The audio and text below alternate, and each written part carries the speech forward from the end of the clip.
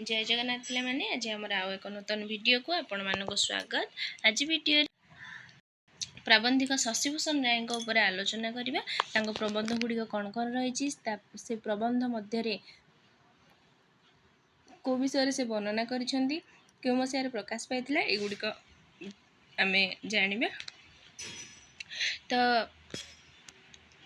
ओडिया प्रबंध साहित्यर अन्यतम प्रतिभा होचंती शशिभूषण राय।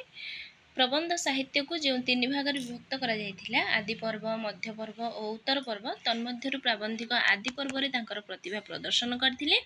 प्रबंध रचना करिबारे से प्रथमे प्रेरणा लाभ करुछंती तांको पिता राधानाथଙ୍କ ठारू। पिताଙ୍କ प्रकृति प्रीति नैतिकता आदर्श बोध को पुंजी करी से प्रबंध रचना करथिले। प्रबंध गुड़िकर प्राबंधिकर मौलिकता प्रकृति उपासना मानविक चिंताधारा और संस्कृत प्रीति तांको एक स्वतंत्र स्थान प्रदान करिथिला। तो तांकर प्रबंध आलोचना करिबा पूर्वरु आमे प्राबंधिक विषय रे सम्यक सूचना आपण मानको पई दे देबु। तो प्राबंधिक जन्म होचंती 1876 मसिया रे जो समय बेले को ओडिशा इंग्रज शासनाधीन थिला और ओडिशार प्रत्येक स्तर अर्थात सामाजिक राजनीतिक और अर्थनैतिक अवस्था थिला शोचनीय। एहा मध्य लेखक को प्रेरणा जोगै थिला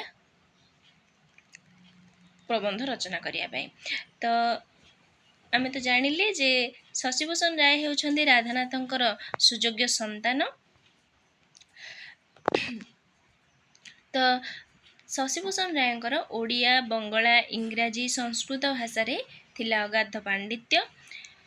तो एही प्रबंध रचना करिबा पई तांकर बंधु माने मध्य तांको प्रेरणा जोगैथिले। तांको प्रबंध गुड़िक आमे देखिबा विभिन्न समय रे विभिन्न पत्र पत्रिका रे प्रकाश पाइथिला जेपरि कि शिक्षा बंधु ओडिया और नव संवाद संबलपुर हितैषिणी उत्कल प्रभा इंद्रधनु बिजुली उत्कल साहित्य ए सब पत्रिका रे तांकर प्रबंध गुड़िक प्रकाश पाइथिला और विभिन्न माने लेखक मानक ठारू मध्य से विभिन्न समय रे अनेक प्रशंसा प्राप्त होइथिले।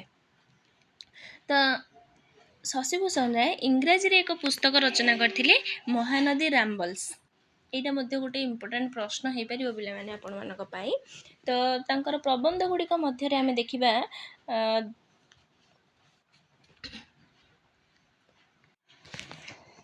दाक्षिणात्य भ्रमण जहाँकि 1896 मसियार प्रकाश पाउछि। आर्यावत दर्शन 1911 पितृस्मृति 1912 कनिका दर्शन चिलिका दर्शन उत्कलर ऋतुचित्र 1913 मसियार प्रकाश पाउछि। उत्कल प्रकृति 1914 पल्ली श्रीरामचंद्र भंजदेव विवेकानंद स्मृति चेतना चिंता जहाँकि 1937 मसियार प्रकाश पाउछि। आधुनिक तालचेर 1940 मसिया प्रबंध प्रवाह 1944 मसिया बड़म्बा प्रकृति 1947 मसिया प्रबंध प्रसून शिक्षा 1953 मसिया प्रकाश पाइथिला। प्रबंध संग्रह ए सब पुस्तक गुड़िक तांको द्वारा प्रकाशित। तो आमे जदि देखिबा तांको प्रबंध गुड़िक 7 भाग रे विभक्त करा जाय। तो प्रथमे आमे देखिबा अनुभूति और प्रकृति वर्णनात्मक प्रबंध तांकर रहुछि। तो तारि मध्य रे आमे देखिबा दाक्षिणात्य भ्रमण जेउथिरे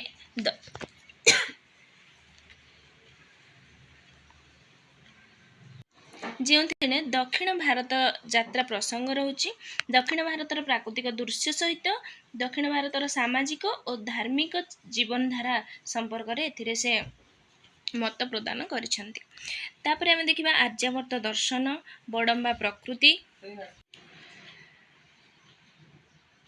आर्यावर्त दर्शन बड़म्बा प्रकृति कनिका दर्शन चिलिका दर्शन ये सब रहुछि तांकर अनुभूति और प्रकृति वर्णनात्मक प्रबंध मध्य ता सहित रहुछि उत्कलर ऋतुचित्र पल्ली उत्कल प्रकृति। ये जो उत्कल ऋतुचित्र पल्ली उत्कल प्रकृति ए प्रबंध तीनोटी रे तांकर जातीय जीवन प्रति आंतरिकता सहित उत्कलीय प्रकृति प्रति तांकर ममत्व बोध प्रकाश पाइछि।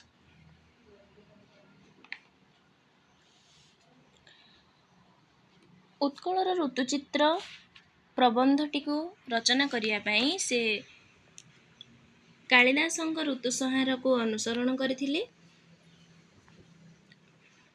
तो ये उत्कलर ऋतुचित्र प्रबंधटी रे ऋतुराज बसंतर जयगान କରିଛନ୍ତି। ବିଭିନ୍ନ ଋତୁରେ ହେଉଥିବା ପର୍ବପର୍ବାଣୀର ବର୍ଣ୍ଣନା ମଧ୍ୟ ସେ ଏଥିରେ କରିଛନ୍ତି। ତାପରେ ଦେଖିବା ଉତ୍କଳ ପ୍ରକୃତି। ଉତ୍କଳ ପ୍ରକୃତିରେ ସେ କ'ଣ କରିଛନ୍ତି ନା ଉତ୍କଳର 15ଗୋଟି ବିଭିନ୍ନ ସ୍ଥାନର ପ୍ରକୃତି ବର୍ଣ୍ଣନା ସେ କରିଛନ୍ତି। କେତୋଟି? 15ଟି ସ୍ଥାନର ବର୍ଣ୍ଣନା କରିଛନ୍ତି। ତ ଏହା ମଧ୍ୟ ଆପଣମାନଙ୍କ ପାଇଁ ଗୋଟେ ଗୁରୁତ୍ୱପୂର୍ଣ୍ଣ ପ୍ରଶ୍ନ। ତାପରେ ଆମେ ଦେଖିବା ପଲ୍ଲୀ ପ୍ରବନ୍ଧ ତାଙ୍କର ଯେଉଁ ରହିଛି, ପଲ୍ଲୀ ପ୍ରବନ୍ଧ ପୁସ୍ତକ, ସେଥିରେ ପଲ୍ଲୀ ପ୍ରକୃତିର ଶୋଭାକୁ ସେ ବର୍ଣ୍ଣନା କରିଛନ୍ତି।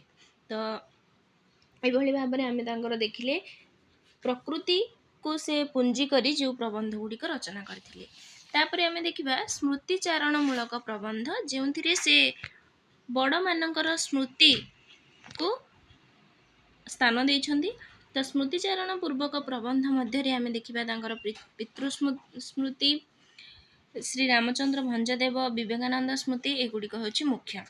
ତ ବଡ଼ମାନଙ୍କ ପ୍ରତି ତାଙ୍କର ଶ୍ରଦ୍ଧା ଓ ଭକ୍ତି ଏହି ପ୍ରବନ୍ଧ ଗୁଡ଼ିକରେ ସ୍ଥାନ ପାଇଛି।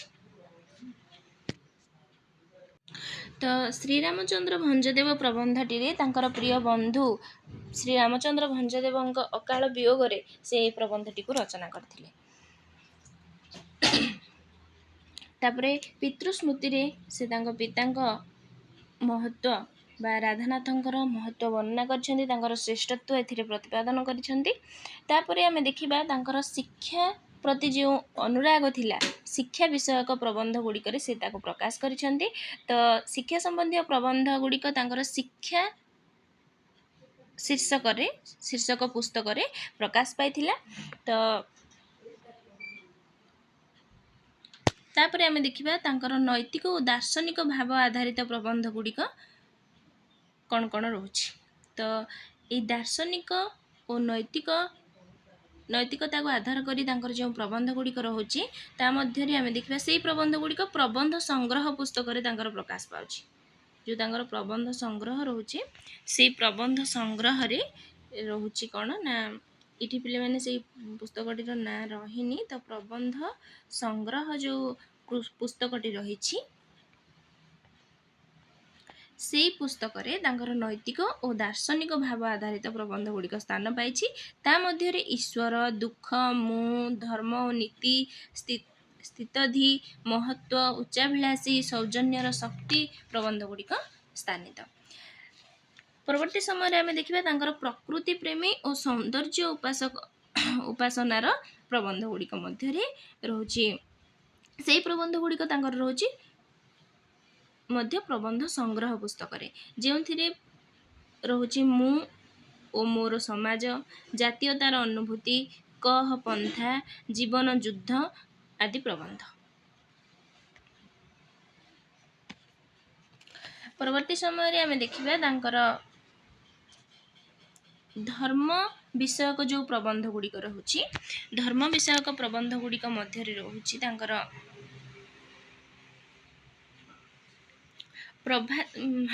ଧର୍ମ ବିଷୟକ ପ୍ରବନ୍ଧ ଗୁଡ଼ିକ ତାଙ୍କର ଚେତନା ଚିନ୍ତା ପୁସ୍ତକରେ ପ୍ରକାଶ ପାଉଛି। ଚେତନା ଚିନ୍ତା ଗୋଟେ ତାଙ୍କର ପ୍ରବନ୍ଧ ପୁସ୍ତକ ରହୁଛି, ଯେଉଁଥିରେ ସେ ସବୁ ଧର୍ମକୁ ବା ସବୁ ଧର୍ମର ଲକ୍ଷ୍ୟ ସମାନ, ସବୁ ଧର୍ମକୁ ସମ୍ମାନ ଦେଉଛନ୍ତି ସେଇ ପ୍ରବନ୍ଧ ଗୁଡ଼ିକରେ। ତ ଏଇ ପରିକା ପ୍ରବନ୍ଧ ଗୁଡ଼ିକ ତାଙ୍କର ପ୍ରଭାତୀ ତାରା ପତ୍ରିକାରେ ପ୍ରକାଶ ପାଉଥିଲା। ପରବର୍ତ୍ତୀ ସମୟରେ ଆମେ ଦେଖିବା ସାହିତ୍ୟ ସମ୍ପର୍କରେ ତାଙ୍କର ଅନେକ ଗୁଡ଼ିଏ ମନ୍ମୟ ପ୍ରବନ୍ଧ ରହିଛି, ଯେଉଁଗୁଡ଼ିକ ପ୍ରବନ୍ଧ ପ୍ରବାହରେ ସ୍ଥାନ ପାଇଥିଲା। ତ ପ୍ରବନ୍ଧ ପ୍ରବାହ ଯେଉଁ ପ୍ରବନ୍ଧ ପୁସ୍ତକଟି ରହିଛି, ସେଇଥିରେ ସାହିତ୍ୟ ସମ୍ପର୍କରେ ଯେଉଁ ପ୍ରବନ୍ଧ ଗୁଡ଼ିକ ସେ ରଚନା କରିଥିଲେ, ସେଇଗୁଡ଼ିକ ସ୍ଥାନ ପାଇଛି। ତ ସେଇଗୁଡ଼ିକ ମଧ୍ୟରେ ରହିବ ଲଘୁ ସାହିତ୍ୟ, କାନ ବାଟେ କଥା ଚାଲେ, ସାହିତ୍ୟିକ ଭାଷା, ଏଗୁଡ଼ିକ ସବୁ ସେଇ ପ୍ରବନ୍ଧ ପୁସ୍ତକରେ ରହିଛି। ତ ଏଇଭଳି ଭାବରେ ଥିଲା ଶଶିଭୂଷଣ ରାୟଙ୍କ ପ୍ରବନ୍ଧ ଗୁଡ଼ିକ। ତ ତାଙ୍କର ଆଉ ଗୋଟେ ପ୍ରବନ୍ଧ ମଧ୍ୟ ଶକୁନ୍ତଳାର ମନସ୍ତତ୍ୱ ରହୁଛି, ଯେଉଁଥିରେ ଆମେ ତାଙ୍କର ଏକ ମନସ୍ତତ୍ୱ ଧର୍ମୀ ପ୍ରବନ୍ଧ। ଏହି ପ୍ରବନ୍ଧ ଗୁଡ଼ିକ ପାଇଁ ସେ ଓଡ଼ିଆ ସାହିତ୍ୟରେ ବେଶ ଜଣାଶୁଣା। ତ ଆଜି ଭିଡ଼ିଓରେ ଆମେ ଶଶିଭୂଷଣ ରାୟଙ୍କ ଉପରେ ଯେତିକି ତଥ୍ୟ ଆଲୋଚନା କଲେ, ଆଶା କରେ ଆପଣମାନଙ୍କ ପାଇଁ ପରବର୍ତ୍ତୀ ସମୟରେ ଯେଉଁ ପରୀକ୍ଷା ଗୁଡ଼ିକ ସବୁ ରହୁଛି, ଯେଉଁ ପ୍ରବେଶିକା ପରୀକ୍ଷା ଗୁଡ଼ିକ, ସେଥିପାଇଁ ଆପଣମାନଙ୍କୁ ନିଶ୍ଚିନ୍ତ ଭାବରେ ସାହାଯ୍ୟ କରିବ। ତା ସହିତ ଏଥିରୁ ଅନେକ ଗୁଡ଼ିଏ ତଥ୍ୟ ଆପଣମାନେ ପାଇଥିବେ। ତ এইଭଳି ନୂତନ ଭିଡ଼ିଓ ପାଇବା ପାଇଁ ଆମ ଚ୍ୟାନେଲକୁ ସବସ୍କ୍ରାଇବ୍ କରିଦିଅନ୍ତୁ, ଆମ ସହିତ ଯୋଡ଼ି ହୋଇ ରହିଥାନ୍ତୁ, ସାଙ୍ଗସାଥିମାନଙ୍କ ସହିତ ମଧ୍ୟ ସେୟାର କରିଦିଅନ୍ତୁ। ତା ସହିତ କମେଣ୍ଟ ମାଧ୍ୟମରେ ନିଶ୍ଚିନ୍ତ ଭାବରେ ଜଣାନ୍ତୁ ଯେ ଭିଡ଼ିଓଟି ଆପଣମାନଙ୍କୁ କେମିତି ଲାଗିଛି। ତା ସହିତ ଆପଣମାନଙ୍କର କେଉଁ ଉପରେ ଭିଡ଼ିଓ ଆବଶ୍ୟକ ରହୁଛି ତାହା ମଧ୍ୟ ଆପଣମାନେ କମେଣ୍ଟ ମାଧ୍ୟମରେ ଜଣାଇ ପାରିବେ। ତ ଧନ୍ୟବାଦ ପିଲାମାନେ।